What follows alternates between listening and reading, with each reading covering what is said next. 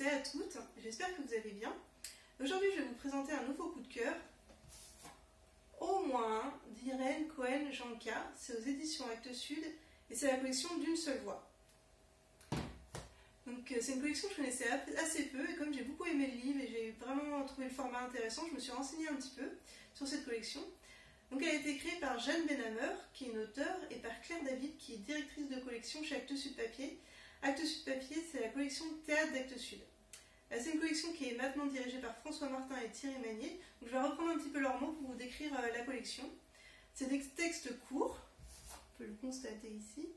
Textes courts mais assez intenses. Il y a un gros travail sur l'oralité qui est fait avec le texte. C'est des textes qui peuvent être facilement lus à haute voix, chuchotés, criés, encore adaptés pour le théâtre. Le personnage principal de chacun de ces textes, c'est toujours un ado ou une jeune femme ou un jeune homme. Un personnage auquel on a peu l'habitude de donner la voix en général. Et là, l'idée, c'est de leur donner une voix. Donc, les auteurs utilisent le monologue intérieur, le jeu. Et ça part d'une émotion. C'est en général des personnages qui cherchent, qui ont un souci, qui essaient de se trouver. Et les mots les sauvent, en fait, dans les livres de cette collection. Et il y a toujours une note d'espoir à la fin de chacun de ces livres.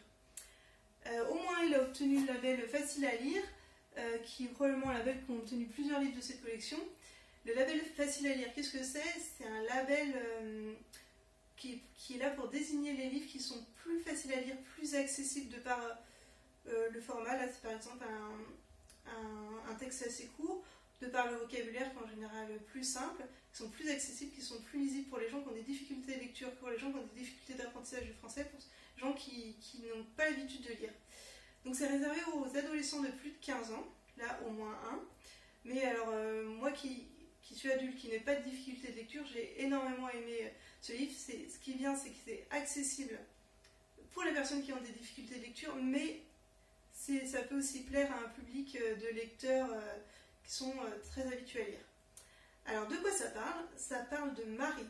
Alors Marie, elle vient de trouver un travail dans une entreprise de télémarketing.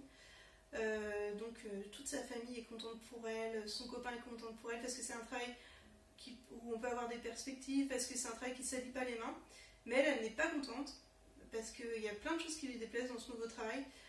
Déjà elle est dans un open space et ça ne lui plaît pas. Elle doit réciter un texte, elle doit apprendre un texte par cœur et le réciter à des gens pour leur vendre des produits. C'est pas forcément un texte auquel elle croit. On lui change son prénom, elle s'appelle Marie, on lui dit tu t'appelleras Sonia pour les clients. Voilà, elle a du mal à trouver du sens à ce qu'elle fait. En plus, il y a une sorte de dépersonnalisation qui s'opère chez elle, notamment à cause de ce changement de prénom. Donc voilà, elle est un peu perdue et elle, ce qu'elle aurait voulu faire, c'est coiffeuse. Mais pour sa mère, coiffeuse, c'était un métier au service des autres et ça lui plaisait pas. Donc voilà, elle n'a pas pu faire coiffeuse.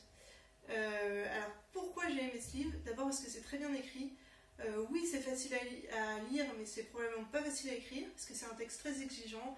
Comme je vous disais, un gros travail sur l'oralité. C'est très joli à la fois dans les mots, mais aussi dans la résolution parce qu'elle sera sauvée entre guillemets par un poème. Je vous en dis pas plus, mais cette résolution là, j'ai trouvé très jolie aussi. C'est un monologue intérieur, donc moi j'aime beaucoup cette forme-là. Ça permet vraiment de rentrer dans l'intériorité des personnages, et en plus c'est un personnage qui est assez intense, qui est assez passionné, donc cette forme là m'a beaucoup plu et elle est très bien avec ce personnage là qui cogite beaucoup, qui fait pas beaucoup de compromis. En plus c'est un roman social qui parle des métiers qui ont du sens ou non, des métiers qui sont bien considérés ou non. Il y a tout un contexte autour d'elle qui est assez intéressant et ce genre là m'a beaucoup plu aussi. Voilà, je vais vous lire un extrait pour vous donner une idée du style. J'espère que je vais pouvoir rendre honneur à l'écriture. Alors le contexte, c'est que Marie, elle avait sa première journée de travail, en tout cas elle est dans ses premiers jours, et elle rejoint Mickaël, son copain, après le travail. Il chuchote à mon oreille que je suis une drôle de fille, et ajoute qu'avec mon nouveau boulot, je n'aurai jamais les mains comme ça. Pas de gerçure, pas de blessure, des mains toujours blanches et douces, des mains pour les caresses, seulement pour les caresses. Je ne lui réponds pas. Quand on s'est rencontrés, ce que Mickaël aimait en moi, c'est que je n'étais pas comme les autres. En le quittant ce soir, pour la première fois, je sens qu'il me préférait un peu plus comme les autres. Une fille qui rit avec lui de ce nouveau prénom, Sonia. Les filles ne me raccompagnent pas comme d'habitude. J'insiste un peu. Même pas un petit bout? Il me jure qu'il doit passer chez ses parents et qu'il leur a promis d'arriver tôt. Il ne peut pas me raccompagner, et alors?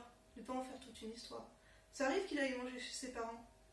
Tout au long du chemin, je me répète. Marie. Je m'appelle Marie. Comme si je risquais d'oublier mon nom. C'est idiot. Michael a raison, j'exagère tout. Voilà, alors j'espère que ça vous aura donné envie de lire ce livre. En tout cas pour moi, s'il y a au moins un livre à lire en ce moment, c'est au moins un. Voilà. Je vous laisse et je vous retrouverai bientôt pour de nouveaux coups de cœur. En attendant, portez-vous bien, lisez bien et restez chez vous. À bientôt!